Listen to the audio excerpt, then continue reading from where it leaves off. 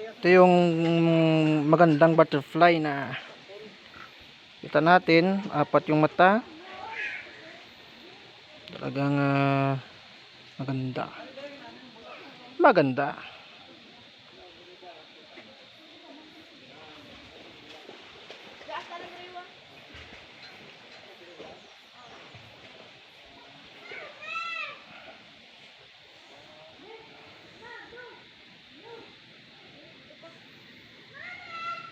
Caterpillar.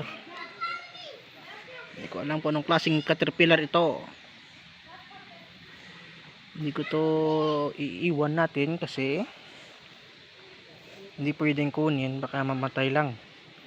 So kawawa naman, may rights naman sa kung paano mabuhay. So ilalagay natin dyan.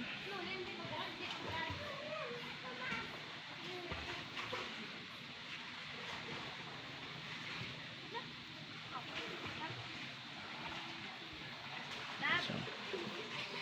Ha?